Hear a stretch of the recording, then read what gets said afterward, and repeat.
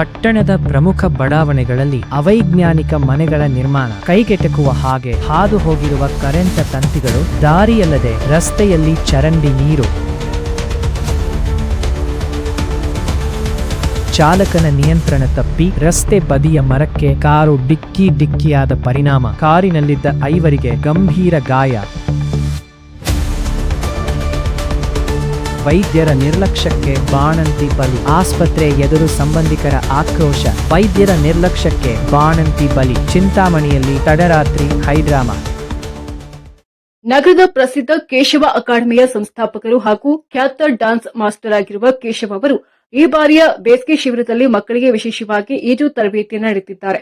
ಕಳೆದ 15 ವರ್ಷಗಳಿಂದ ನಿರಂತರವಾಗಿ ಈ ಕಾರ್ಯಕ್ರಮವನ್ನು ಹಮ್ಮಿಕೊಳ್ಳುತ್ತಾ ಬಂದಿರುವಂತಹ ಅವರು ಮಕ್ಕಳಿಗೆ ಆತ್ಮರಕ್ಷಣೆ ಹಾಗೂ ದೈಹಿಕ ಸಾಮರ್ಥ್ಯ ವೃದ್ಧಿಗಾಗಿ ಈಜು ಅತ್ಯಗತ್ಯ ಎಂದು ಪ್ರತಿಪಾದಿಸಿದ್ದಾರೆ.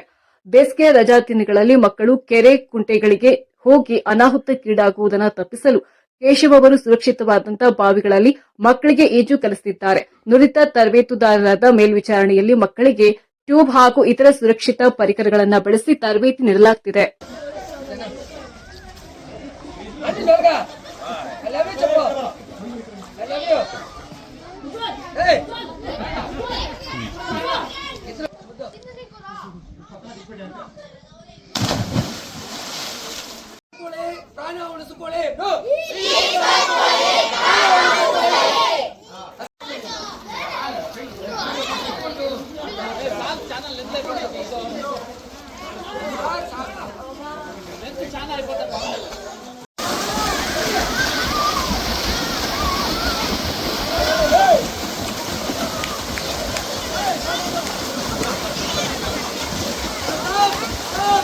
ಈಜು ತರಬೇತಿಯ ಜೊತೆಗೆ ಕೇಶವ್ ಅವರು ಮಕ್ಕಳಿಗೆ under water swimming, shavasana, chakrasana ಸೇರಿದಂತೆ ವಿವಿಧ ಯೋಗಾಸನಗಳನ್ನು ನೀರಿನಲ್ಲಿ ಮಾಡುವ ಕಲೆಗಳನ್ನು ಕಲಿಸಿಕೊಡುತ್ತಿದ್ದಾರೆ.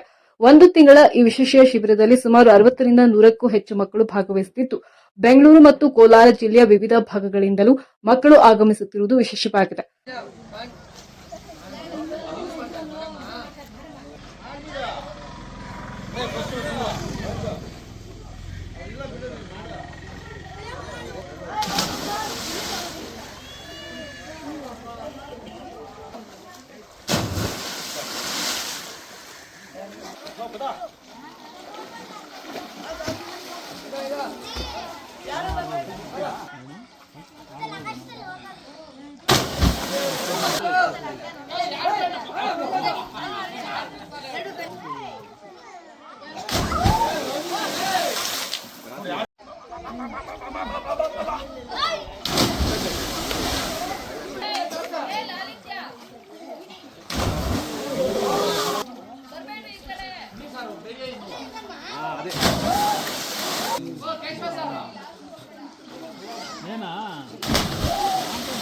ಕೇಶವ್ ಅವರ ಈ ಸಾಮಾಜಿಕ ಕಳಕಳಿಗೆ ಪೋಷಕರು ಮತ್ತು ಶಿಕ್ಷಕರು ಅಪಾರ ಮೆಚ್ಚುಗೆ ವ್ಯಕ್ತಪಡಿಸಿದ್ದಾರೆ. ಮಕ್ಕಳು ತಮ್ಮ ಪ್ರಾಣವನ್ನ ತಾವೇ ರಕ್ಷಿಸಿಕೊಳ್ಳುವಂತಹ ಕೌಶಲ್ಯಗಳನ್ನು ಕಲಿಯುತ್ತಿರುವುದು ಸಂತೋಷ ತಂದಿದೆ ಎಂದು ಪೋಷಕರು ಅಭಿಪ್ರಾಯಪಟ್ಟಿದ್ದಾರೆ. ಕೇಶವ್ ಅವರು ಮಾತನಾಡುತ್ತಾ, ಪ್ರತಿ ವರ್ಷ ಬೇಸಿಗೆ ಶಿಬಿರದ ಮೂಲಕ ಮಕ್ಕಳಿಗೆ ಹೊಸ ಕೌಶಲ್ಯಗಳನ್ನು ಕಲಿಸುವುದು ನಮ್ಮ ಉದ್ದೇಶ. ಪೋಷಕರು ತಮ್ಮ ಮಕ್ಕಳನ್ನ ಸುರಕ್ಷಿತವಾಗಿ ಈಜು ಕಲಿಯಲು ಪ್ರೋತ್ಸಾಹಿಸಬೇಕೆಂದು ಮನವಿ ಮಾಡಿದರು. ಲಾಸ್ಟ್ ಇಯರ್ ನನ್ನ ಮಕ್ಕಳನ್ನ ಇಲ್ಲಿ ಕರ್ಕೊಂಡ್ ಬಂದೆ. ಬರೀ ಒಂದು 5-6 ದಿನದಲ್ಲಿ ಒಂದು ಈಜನ್ನು ಕಲ್ತ್ಕೊಂಡ್ರು. ಮತ್ತೆ ಲಾಸ್ಟ್ ಇಯರ್ ಫುಲ್ 1.5 ತಿಂಗಳು ಕಂಟಿನ್ಯೂ ಮಾಡಿದ್ವಿ. ಈ ವರ್ಷನೂ ಕಂಟಿನ್ಯೂ ಮಾಡಿದ್ದೀವಿ. ಎಲ್ಲ ಮಕ್ಕಳನ್ನ ನೋಡ್ತಾ ಇದ್ರೆ ಬಹಳ ಸಂತೋಷ ಆಗುತ್ತೆ ಸರ್. ನಾವೆಲ್ಲ ಚಿಕ್ಕವರಾಗಿದ್ದಾಗ ಏನಾಗ್ತಾ ಇತ್ತಪ್ಪ ಅಂದರೆ ಕದ್ದು ಮುಚ್ಚಿ ತಂದೆ ತಾಯಿ ಗೊತ್ತಿಲ್ದಿರೋ ಹೋಗಿ ಈಜು ಕಲ್ತ್ಕೊತಾ ಇದ್ವಿ. ಈಗ ಏನಾಗಿದೆ ಅಂದರೆ ಎಲ್ಲ ಪೇರೆಂಟ್ಸ್ಗೂ ಒಂದು ಅವೇರ್ನೆಸ್ ಬಂದಿದೆ. ಮಕ್ಕಳಿಗೆ ಮೂಲಭೂತ ಕೌಶಲ್ಯಗಳಲ್ಲಿ ಈಜು ಕೂಡ ಒಂದು. ನಾವೇನು ಸಂಗೀತ, ನೃತ್ಯ ಏನೇನು ಕಲಿಸ್ತೀವಿ ಶಾಲೆಗಳಲ್ಲಿ ಪಾಠೋಪಚಾರಗಳ ಜೊತೆಗೆ ಈಜು ಕೂಡ ಅವರ ಜೀವನದಲ್ಲಿ ಒಂದು ಉತ್ತಮವಾದ ಕೌಶಲ್ಯ ಅಂತ ಈಗ ನಂಬಿ ಪೇರೆಂಟ್ಸೇ ಕರ್ಕೊಂಬರ್ತಾ ಇರೋದು ತುಂಬ ಸಂತೋಷದ ವಿಚಾರ ಸರ್. ಬಹಳ ಅದ್ಭುತವಾಗಿ ವಿಶೇಷವಾಗಿ ಕೇಶವ ಸರ್ ಮತ್ತು ಅವ್ರ ಟೀಮ್ ಇದೆ ಅಲ್ಲ, ಅವ್ರ ಮೇಡಮ್ ಅವರು ಅಷ್ಟೇ, ಹೆಣ್ಮಕ್ಳು ಬಂದರೆ ಮೇಡಮ್ ಅವರು ಬಂದು ಶ್ರದ್ಧೆ ತಗೊಂಡು ಕಲಿಸ್ತಾ ಇದ್ದಾರೆ. ಬಹಳ ಚೆನ್ನಾಗಿ ಮಕ್ಕಳೆಲ್ಲರೂ ಈಜು ಕಲಿತಾ ಇದ್ದಾರೆ. ಅದರಲ್ಲಿ ವಿಶೇಷ ಏನಪ್ಪ ಅಂತಂದರೆ ಒಂದೇ ವಾರದಲ್ಲಿ ಮಕ್ಕಳು ಈಜನ್ನು ಕಲಿತು ಮತ್ತು ಬ್ಯಾಕ್ ಸ್ವಿಮ್ಮಿಂಗು ಮತ್ತು ಅಂಡರ್ ವಾಟರ್ ಸ್ವಿಮ್ಮಿಂಗು, ಡೈವ್ ಮಾಡೋದು ಪ್ರತಿಯೊಂದು ತುಂಬ ಚೆನ್ನಾಗಿ ಕಲಿತಾ ಇದ್ದಾರೆ ಸರ್. ಅದ್ಭುತವಾಗಿ ಮಕ್ಕಳು ಮಾಡ್ತಾ ಇರೋದು ನೋಡಿದ್ರೆ ನೋಡೋದಕ್ಕೆ ಒಂದು ಸಂತೋಷ ಸರ್. ತುಂಬ ಚೆನ್ನಾಗಿದೆ ಅಂತ ಪ್ರತಿ ಪೇರೆಂಟ್ಸ್ಗೆ ಹೇಳೋದೇನೆಂದರೆ, ಮಕ್ಕಳು ಎಲ್ಲನ ಟ್ರಿಪ್ ಗಿಪ್ ಹೋದಾಗ ನಾವು ಭಯದಿಂದ ಮನೇಲಿ ಇರ್ತೀವಿ. ಅಂಥವ್ರಿಗೆ ಬರೀ 10 ದಿವಸದಲ್ಲೇ ಸ್ವಿಮ್ಮಿಂಗ್ ಕಲಿಸಿದ್ದಾರೆ. ನಮ್ಮ ಮಕ್ಕಳಿಗೆ ಇದೇ ಫಸ್ಟ್ ಟೈಮು. ಅವ್ರು ಯಾವ ಥರ ಬೇಕಾದರೂ ಓಡಿಸೋ ಥರ ಮಾಡಿದ್ದಾರೆ. ಅವ್ರು ನಮ್ಗೆ ಅದೇ ಒಂದು ಖುಷಿ. ಅವ್ರ ಲೈಫಲ್ಲಿ ಒಂದು ಇದು ಕೊಟ್ಟಂಗೆ, ಅವ್ರ ಮೆಮೊರಿ ಕೊಟ್ಟಂಗೆ. ಇದೆಲ್ಲ ನಾವು ಪೇರೆಂಟ್ಸ್ ಹೇಳೋದಂದ್ರೆ ಅವ್ರ ಫ್ಯೂಚರ್ ಕೊಟ್ಟಂಗೆ ಇದೊಂದು ಮಾತು ಹೇಳೋಕ್ಕೆ ಇಷ್ಟಪಡ್ತೀವಿ. ಈಜು ಕಲಿಯಲು ಬಂದಂತ ಮಕ್ಕಳ ಪೋಷಕರು ಮಾಧ್ಯಮದೊಂದಿಗೆ ಮಾತನಾಡಿ, ನಮ್ಮ ಮಕ್ಕಳು ಕೇವಲ ಕೆಲವು ದಿನಗಳಲ್ಲಿ ಈಜನ್ನ ಕಲಿತಿರುವುದು ಸಂತಸ ತಂದಿದೆ. ಕೇಶವ ಅಕಾಡೆಮಿಯ ಈ ಪ್ರಯತ್ನ ಶ್ಲಾಘನೀಯ ಎಂದು ತಿಳಿಸಿದರು. ಮಕ್ಕಳಿಗೆ ಬಾಲ್ಯದಲ್ಲಿ ಈಜು ಕಲಿಸುವುದು ಒಂದು ಸುರಕ್ಷತಾ ಕವಚವಿದ್ದಂತೆ. ಶಿಬಿರದ ಮೂಲಕ ಮಕ್ಕಳಿಗೆ ಈ ಜೀವ ರಕ್ಷಕ ಕಲೆಯನ್ನ ಕಲಿಸುತ್ತಿರುವುದು ನಮಗೆ ತೃಪ್ತಿ ನೀಡಿದೆ. ಬೇಸಿಗೆ ರಜೆಯಲ್ಲಿ ಮಕ್ಕಳು ಕೇವಲ ಮೊಬೈಲ್ ಟಿವಿಗಳಿಗೆ ಸೀಮಿತವಾಗದೆ ದೈಹಿಕವಾಗಿ ಸದೃಢರಾಗಲು, ಸಂಭವನೀಯ ಅನಾಹುತಗಳಿಂದ ಪಾರಾಗಲು ಈಜು ಒಂದು ಅತ್ಯಗತ್ಯ ಕಲೆಯಾಗಿದೆ ಎಂಬ ಉದ್ದೇಶದಿಂದ ಈ ತರಬೇತಿಯನ್ನು ಪಡೆಯುತ್ತಿರುವುದು ಸಂತೋಷವಾಗಿದೆ. ಸುಷ್ಮಾ ಅಂತ ಇಲ್ಲಿ ಕಲಿತಾ ಇರೋದಕ್ಕೆ ಎಲ್ಲಾ ಮಕ್ಕಳಿಗೂ ಕೇಶವ ಸರ್ ಮುಖಾಂತರ ನಾನು ಧನ್ಯವಾದ ಹೇಳ್ತೀನಿ. ಯಾಕಂದ್ರೆ ಎಲ್ರಿಗೂ ಒಂದು ರಕ್ಷಣಾ ಕವಚದ ತರ ಈ ಸ್ವಿಮ್ಮಿಂಗ್. ಅವ್ರ ಪ್ರಾಣ ರಕ್ಷಿಸ್ಕೊಳ್ಳೋದಲ್ಲದೆ ಪಕ್ಕದಲ್ಲಿರೋ ಪ್ರಾಣನ ರಕ್ಷಿಸ್ಕೊಳ್ಳೋವಂಥ ಒಂದು ಇದು. ಸೊ ನನ್ನ ಮಕ್ಕಳಿಗೆ ಕಲಿಸ್ಬೇಕು ಅಂತ ನಂಗೆ ತುಂಬ ಆಸೆ ಇತ್ತು. 4 ಇಯರ್ಸಿಂದ ಕಲ್ತ್ಕೋತಿದ್ದಾರೆ. ಕಲಿತು ಚೆನ್ನಾಗಿ ಅವ್ರು ಹೊಡಿತಾ ಇರೋದು ನೋಡಿ ನನಗೂ ಅವ್ರ ಮುಖಾಂತರ ಇನ್ಸ್ಪಿರೇಷನ್ ಆಗಿ ನಾನು ಕಲಿತು ಇವಾಗ ನಾನು ಕಲಿತಾ ಇದ್ದೀನಿ. ಇಲ್ಲಿ ತುಂಬ ಮಕ್ಕಳು ಕಲಿತಾ ಇದ್ದಾರೆ. ಇದೇ ಥರ 50 ಮಕ್ಕಳಿಗೆ 100 ಮಕ್ಕಳಾಗಿ 100 ಮಕ್ಕಳಿಗೆ 200 ಮಕ್ಕಳಾಗಿ ಕಲೀಲಿ ಅನ್ನೋದು ನನ್ನ ಆಶಯ. ಬೆಂಗಳೂರಿಂದ ಇವಾಗೆಲ್ಲ ನ್ಯೂಸ್ ಎಲ್ಲ ನೋಡ್ತಾ ಇದ್ರೆ ಒಂದು ಸ್ವಲ್ಪ ಭಯ ಆಗುತ್ತೆ. ಇವಾಗ ಮಕ್ಕಳಿಗೆ ಈಜು ಕಂಪಲ್ಸರಿಯಾಗಿ ಬರಲೇಬೇಕು. ನನ್ನ ಮಗ 4 ಡೇಸಲ್ಲೇ ಕಲಿತ. ಇನ್ನೊಂದು, ಈ ಬಾವಿನಲ್ಲಿ ಕಲಿಯೋದ್ರಿಂದ ಕೆಮಿಕಲ್ ಫ್ರೀಯಿಂದ ಆರಾಮಾಗಿ ಕಲಿಬೋದು. ಈ ಸ್ವಿಮ್ಮಿಂಗ್ ಕ್ಲಾಸಲ್ಲಿ ಲಾಂಗ್ ಟೈಮ್ ಕಲಿಯೋಕ್ಕಾಗಲ್ಲ. ಅದೇ ಈ ಬಾವಿನಲ್ಲಾದರೆ ಆರಾಮಾಗಿ ಕಲಿಬೋದು. 4 ಡೇಸಲ್ಲೇ ನನ್ನ ಮಗ ಕಲಿತ. ಈಗ ಕಂಪಲ್ಸರಿಯಾಗಿ ಈಜು ಕಲಿತ್ರೆ ತುಂಬ ಒಳ್ಳೆಯದು ಮಕ್ಕಳಿಗೆ. 1 ವಾರದಲ್ಲಿ ನನ್ನ ಮಗ ಕಲ್ತಿದ್ದಾನೆ ಚೆನ್ನಾಗಿ. ಅವ್ರದ್ದು ಚೆನ್ನಾಗಿ ರೆಸ್ಪಾನ್ಸ್ ಮಾಡ್ತಾರೆ. ಆಮೇಲೆ ಅವರಿಂದ ಬೇಗ ಕಲ್ತಿದ್ದಕ್ಕೆ ಅವರಿಂದನೇ ಸಾಧ್ಯ ಆಯಿತು. ಕೋಲಾರ ಜಿಲ್ಲೆ ಶ್ರೀನಿವಾಸಪುರ ಪಟ್ಟಣದಲ್ಲಿ ಗುಡಿಯಪ್ಪ ಹಾಗೂ ರಾಮಪ್ಪ ಬಡಾವಣೆಗಳಲ್ಲಿ ಅವೈಜ್ಞಾನಿಕ ಮನೆಗಳ ನಿರ್ಮಾಣ, ಕೈಗೆಟುಕುವ ಹಾಗೆ ಹಾದು ಹೋಗಿರುವಂತಹ ಕರೆಂಟ್ ತಂತಿಗಳು, ದಾರಿ ಇಲ್ಲದೆ ರಸ್ತೆಯಲ್ಲಿ ಚರಂಡಿ ನೀರು. ಹೌದು, ಪಟ್ಟಣದ ಪ್ರಮುಖ ಬಡಾವಣೆಗಳಲ್ಲಿ ಅವೈಜ್ಞಾನಿಕ ರಸ್ತೆಗಳನ್ನು ಒತ್ತುವರಿ ಮಾಡಿಕೊಂಡು ನಿರ್ಮಾಣ ಮಾಡಿರುವ ಮನೆಗಳಿಂದಾಗಿ ಚರಂಡಿಗಳು ಇಲ್ಲದ ಕಾರಣ ಮಳೆ ನೀರು ರಸ್ತೆಗಳಲ್ಲಿ ಇದ್ದು ಕ್ರಿಮಿಕೀಟಕಗಳಿಗೆ ತಾಣವಾಗಿ ಸಾಂಕ್ರಾಮಿಕ ರೋಗ ಹರಡುವ ಭೀತಿ ಉಂಟಾಗಿದೆ. ಇನ್ನು ವಿದ್ಯುತ್ ಕಂಬಗಳು ರಸ್ತೆ ಇಕ್ಕಲುಗಳಲ್ಲಿ ಹಾಕಿರುವುದರಿಂದ ತಂತಿಗಳು ಮನೆ ಮೇಲೆ ಮಕ್ಕಳಿಗೆ ನಾಟುವಂತೆ ಇರುವುದು ಪ್ರಾಣಕ್ಕೆ ಹಾನಿ ಉಂಟು ಮಾಡುವಂತೆ ಕಾಣುತ್ತಿವೆ. ಈ 2 ಬಡಾವಣೆಗಳಲ್ಲಿ ನಿವೇಶನಗಳನ್ನ ಕೊಂಡಿರುವವರು ರಸ್ತೆಗಳನ್ನೇ ಒತ್ತುವರಿ ಮಾಡಿಕೊಂಡಿದ್ದು ನಿವಾಸಿಗಳಿಗೆ ತೊಂದರೆ ಆಗುವಂತಿದ್ದು, ಇದಕ್ಕೆ ಕಾರಣ ಪುರಸಭೆಯ ಅಧಿಕಾರಿಗಳು ಜನಪ್ರತಿನಿಧಿಗಳ ಕೈಗೊಂಬೆ ಅಂತೆ ಇರುವುದು ಕಾರಣ. ಓಟುಗಾಗಿ ಪುರಸಭೆಯ ಜನಪ್ರತಿನಿಧಿಗಳ ಹಣದ ಆಸೆಗೆ ಬಿದ್ದು ಪಟ್ಟಣದ ಮೂಲಭೂತ ಸೌಕರ್ಯಗಳು ಕುಂಠಿತವಾಗಿವೆ. ಕೂಡಲೇ ಸಂಬಂಧಪಟ್ಟಂತ ಅಧಿಕಾರಿಗಳು ಇತ್ತ ಕಡೆ ಎಚ್ಚೆತ್ತುಕೊಂಡು ಕ್ರಮ ಜರುಗಿಸಿ ಮೂಲಭೂತ ಸೌಕರ್ಯಗಳನ್ನು ಕಲ್ಪಿಸಬೇಕಾಗಿ ಸಾರ್ವಜನಿಕರ ಆಗ್ರಹವಾಗಿದೆ.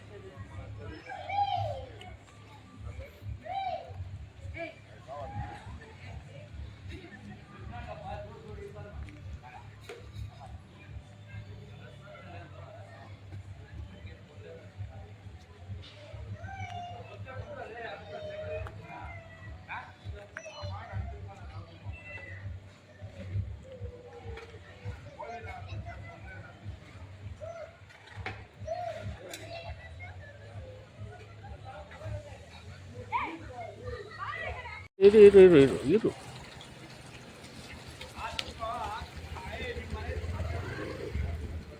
ಅವಾಗ ಬರ್ಬೇಕಿತ್ತ ನಾನು ನೀನ್ ನಿಂತ್ಕೊಂಡ್ಬಿಟ್ಟಿತ್ತು ಈಗೆಲ್ಲ ಹೋಗ್ಬಿಟ್ಟಿದ್ದೆ ಅದೇ ನಿಮ್ಗೆ ಅವಾಗ ಬರ್ಬೇಕಿತ್ತು ಅಂತ ಅವಾಗ ಇರುವಾಗ ತೆಗಿಬೇಕು ವಿಡಿಯೋ ಮಾಡ್ಬೇಕು ಕಳ್ಬೇಕು ಇಷ್ಟೇ ಸಾಕಣ ಇಷ್ಟೇ ನೋಡಿದ್ರೆ ಗೊತ್ತಾಗುತ್ತೆ ಅವ್ರಿಗೆ ಇದು ಕೆರೆ ಇದೆ ಆ ಕೆರೆ ತುಂಬಿ ಇಲ್ಲಿ ಹೋಗ್ತಾ ಇದೆ ನೋಡಿ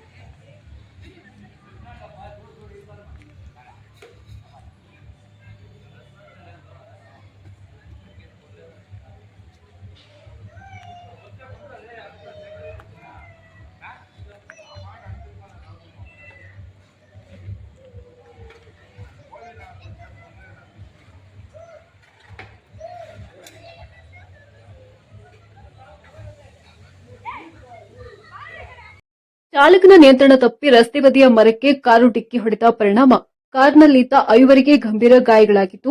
ದೊಡ್ಡಬಳ್ಳಾಪುರ ಹೊರವಲಯದ ರೈಲ್ವೆ ಸ್ಟೇಷನ್ ಸ್ಕೌಟ್ ಕ್ಯಾಂಪ್ ರಸ್ತೆಯಲ್ಲಿ ಈ ಘಟನೆ ನಡೆದಿದೆ. ಆಂಧ್ರ ಮೂಲದ 2 ಯುವಕರು ಹಾಗೂ 3 ಯುವತಿಯರು ಊರಿಗೆ ಹೋಗಿ ವಾಪಸ್ ಆಗ್ತಿದ್ರು. ಈ ವೇಳೆ ರಸ್ತೆಯಲ್ಲಿ ಏಕಾಏಕಿ ಅಡ್ಡ ಬಂದ ನಾಯಿಯನ್ನು ತಪ್ಪಿಸಲು ಹೋಗಿ ಚಾಲಕ ಮರಕ್ಕೆ ಡಿಕ್ಕಿಯಾಗಿ ಅವಘಡ ಸಂಭವಿಸಿದೆ. ಇನ್ನು ಗಂಭೀರ ಗಾಯಗೊಂಡಂತ 2 ಯುವಕರು ಹಾಗೂ 3 ಯುವತಿಯರನ್ನ ಖಾಸಗಿ ಆಸ್ಪತ್ರೆಗೆ ದಾಖಲಿಸಲಾಗಿದ್ದು. ದೊಡ್ಡಬಳ್ಳಾಪುರ ಗ್ರಾಮಾಂತರ ಪೊಲೀಸ್ ಠಾಣಾ ವ್ಯಾಪ್ತಿಯಲ್ಲಿ ಈ ಪ್ರಕರಣ ದಾಖಲಾಗಿದೆ.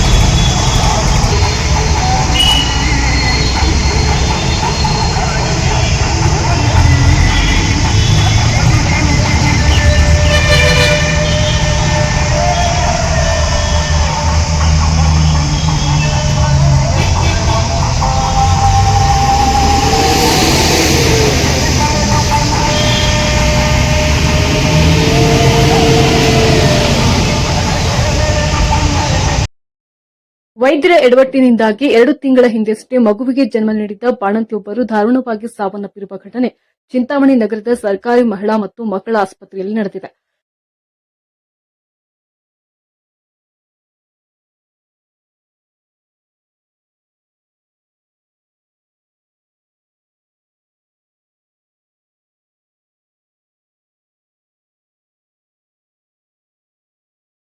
ಅದನ್ನ ನಮ್ಮ ಗಮನಕ್ಕೆ ತಿಳಿಸಿಲ್ಲ. ಆ ಹುಡುಗಿ ಪ್ರಜ್ಞೆ ಬಂದಾಗ ಹಿಂಗೆ ನಡೆದಿದೆ, ಮಾತಾಡ್ತಿದ್ರು, ನನ್ಗೇನೋ ಕೆಟ್ಟಾಗಿದೆಯಂತೆ, ನಾನು ಸತ್ತೋಗ್ತೀನಂತೆ ಅಂತ ಮಾತಾಡೋರು ಇವ್ನಿಗೆ ಹೇಳಿದಾರೆ ಪ್ರಜ್ಞೆ ಬಂದಾಗ. ಮತ್ತೆ ಇವನೇನ್ ಮಾಡ್ತಾನೆ, ಬಾವ ಎಲ್ಲಿದೆ ಬಾ ಅಂತ ನನ್ಗೆ ಕರ್ಕೊಂಡು ನನಗೆ ಹೇಳ್ತಾರೆ. ನಾನು ಡಾಕ್ಟರ್ ಹತ್ರ ಮಾತಾಡ್ತೀನಿ. ಡಾಕ್ಟರ್ ನಿಜ ಹೇಳ್ತಾರೆ, ಈ ಥರ ಕೆಟ್ಟಾಗಿತ್ತು, ಅದೆಲ್ಲನೂ ರಿಪೇರಿ ಮಾಡಿದ್ದಾರೆ ನಾನು ಅಂತ. ಸರಿ ಹೆಂಗೆ ಸರಿ ಅಂತಂದ್ರೆ ಏನು ಪ್ರಾಬ್ಲಮ್ ಇಲ್ಲ ಅಂತ ಹೇಳ್ಬಿಟ್ಟು ಸುಮಾರು 16 ದಿನದಿಂದ ಹಾಸ್ಪಿಟಲ್ ಇಟ್ಕೊಂಡಿದ್ವಿ. ಮೊನ್ನೆ ಬಂದ್ವಿ ಕೇಳಿದಾಗ ಏನಾಯಿತು, ಸಂತೋಷ್ ಸರ್ ನಮ್ಮ ಫೋಟೋನೆಲ್ಲ ತೋರಿಸ್ಬೇಕಿದ್ದು, ನೋಡಿ ಎಲ್ಲ ವಾಸ ಆಗಿಟ್ಟಿದೆ, ಇದು ಸ್ವಲ್ಪ ಇದೆ, ಇದನ್ನು ಡಿಸ್ಚಾರ್ಜ್ ಮಾಡಿ, ದಿನಕ್ಕೆ 4 ಸತಿ ಹೇಳೋರು ಡಿಸ್ಚಾರ್ಜ್ ಮಾಡಿ ಅಂತ ವಾಣಿ ಮೇಡಮ್ ಅವರು. ಯಾಕಂದ್ರೆ ಅವ್ರಿಗೆ ಗೊತ್ತಿತ್ತಲ್ಲ. ಹಂಗಾಗಿ ಈಗ ನಮ್ಮ ವಾದ ಏನು ಅಂತಂದರೆ, ಮಗು ಸಾವು ಕಾರಣ ವಾಣಿ ಮೇಡಮ್ಮ ನಾರಾಯಣ ಸ್ವಾಮಿ ಸರ್ ಒಳ್ಳೆ ಸರ್ಜನ್ ಆಗಿರ್ಬೋದು, ಆದರೆ 2ನೇ ಆಪರೇಷನ್ ರಿಪೇರಿ ಮಾಡೋವಾಗ ನಮ್ಗೆ ತಿಳಿಸಿಲ್ಲ ವಿಷಯ. ಹಂಗಾಗಿ ಅವರು ಮತ್ತು ಅವ್ರ ಸಿಬ್ಬಂದಿ ಏನಿದೆ ಅವ್ರ ಮೇಲೆ ಎಲ್ಲಾನು ಕಾನೂನುಬದ್ಧವಾಗಿ ಕ್ರಮ ಆಗಬೇಕು ಅಷ್ಟೇ ನಮ್ಮ.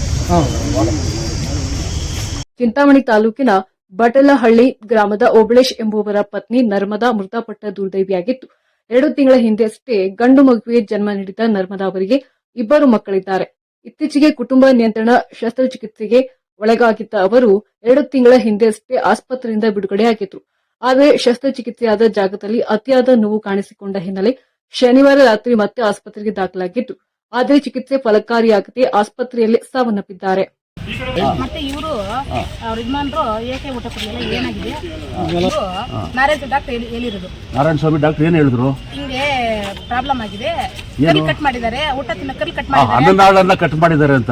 ಕರಳು ಅಂತ ಹೇಳಿದ್ರೆ ಅನ್ನನಾಳದ್ದು ಕರಳು ಅನ್ನಲದ್ದು ಕಟ್ ಅದು ಮಾಡಿದ್ದಾರೆ. ಕಟ್ ಮಾಡಿಬಿಟ್ಟಿದ್ದಾರೆ. ಮತ್ತೆ ಅದನ್ನ ಅವ್ರ ಕೈಲಿ ಆಗ್ದಿರೋ ಅವ್ರು ಹೇಳ್ದಿರ ನಿಮಗೆ ಈ ತರ ಮಾಡ್ತಾ ಇದ್ದಾರೆ. ಡಾಕ್ಟ್ರು ಕಟ್ ಮಾಡಿದ್ದಾರೆ. ನಮ್ಮನ್ನ ಕರ್ಕೊಂಡೋಗಿ ನಾನು ಪೈಪ್ ಹಾಕಿ ಜೈಂಟ್ ಹಾಕಿದೀನಿ ಅಂತ ಅವರು ಮತ್ತೆ ಅದನ್ನ ಅನ್ನನಾಳನ್ನ ಮತ್ತೆ ಜೀವನ ಮಾಡಿ ಮತ್ತೆ ಆಪರೇಷನ್ ಮಾಡಿದ್ವಿ ಅಂತ ಹೇಳ್ಬಿಟ್ಟು ಅವರು ನಾರಾಯಣ ಸ್ವಾಮಿ ಸರ್ಜ್ ಆಗೋಗ್ಬಿಟ್ಟಿತ್ತು ಪೇಷಂಟ್. ಸೀರಿಯಸ್ ಆಗಿತ್ತು. దీనికన్నా వాళ్ళని బచ్చిగా చూస్తారు. ఈ కోతి ముందు పువ్వు పెట్టి దీనికి ఆడతాయి. లేదా నువ్వు రాసిచ్చాయి కదా, ఇంకా ఇట్లా అయిపోయింది ప్రాబ్లం, నువ్వు ఎట్టని వేరే చేపించుకో లేదా చూపించుకున్నాం కదా.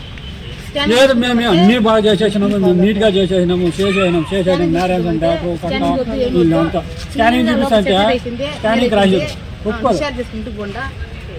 కరెక్ట్గా 7:30 అయింది మామ భోజనం.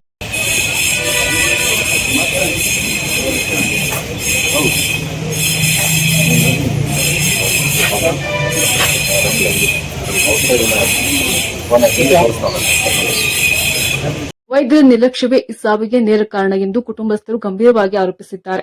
ವೈದ್ಯರ ಬೇಜವಾಬ್ದಾರಿತನದಿಂದಲೇ ನರ್ಮದಾ ಮೃತಪಟ್ಟಿದ್ದಾರೆಂದು ಆಕ್ರೋಶಗೊಂಡಂತ ಪೋಷಕರು ಮತ್ತು ಗ್ರಾಮಸ್ಥರು ಮೃತದೇಹವನ್ನ ಆಸ್ಪತ್ರೆ ಮುಂದಿಟ್ಟು ತಡರಾತ್ರಿ ಇಡೀ ಪ್ರತಿಭಟನೆ ನಡೆಸಿದರು. ಸಂಬಂಧಪಟ್ಟಂತ ವೈದ್ಯರು ಸ್ಥಳಕ್ಕೆ ಬಾರದೇ ಇರುವುದು ಆಕ್ರೋಶಕ್ಕೆ ಮತ್ತಷ್ಟು ತುಪ್ಪ ಸುರಿದಂತಾಗಿದೆ. ಉನ್ನತ ಶಿಕ್ಷಣ ಸಚಿವ ಡಾಕ್ಟರ್ ಎಂಸಿ ಸುಧಾಕರ್ ಅವರ ತವರು ಕ್ಷೇತ್ರದಲ್ಲಿ ಇಂಥ ಘಟನೆ ನಡೆದಿರುವುದು ಸಾರ್ವಜನಿಕರ ಆಕ್ರೋಶಕ್ಕೆ ಕಾರಣವಾಗಿದೆ. 2 ಹಸುಗೂಸುಗಳನ್ನ ಬಿಟ್ಟು ತಾಯಿ ಸಾವನ್ನಪ್ಪಿರುವುದು ಗ್ರಾಮದಲ್ಲಿ ಶೋಕ ಸಾಗರ ಮೂಡಿಸಿದೆ. ನ್ಯಾಯ ಸಿಗುವವರೆಗೂ ಹೋರಾಟ ಮುಂದುವರಿಸುವುದಾಗಿ ಮೃತರ ಕುಟುಂಬಸ್ಥರು ಎಚ್ಚರಿಸಿದ್ದಾರೆ. ನನ್ನ ಹೆಸರು ಹೆಂಡತಿ ಹೆಸರು GN ನರ್ಮದಾ ಅಂತ. ನಾವು ಆಪರೇಷನ್ ಬಂದಾಗ 23ನೇ ತಾರೀಕು ಬಂದಿವಿ. 23ರಿಂದ ಅವತ್ತು ಬ್ಲಡ್ ರಿಪೋರ್ಟ್ ಎಲ್ಲ ಆವತ್ತು ಮಾಡಿಸಿ ಮತ್ತೆ 24 ಬೆಳಗ್ಗೆ 6 ಗಂಟೆಗೆ ಮಾಡ್ತೀನಿ. 2ನೇ ದಿನ ಬೆಳಗ್ಗೆ 6 ಗಂಟೆಗೆ ಮಾಡ್ತೀನಿ ಅಂತ ಹೇಳಿದ್ರು.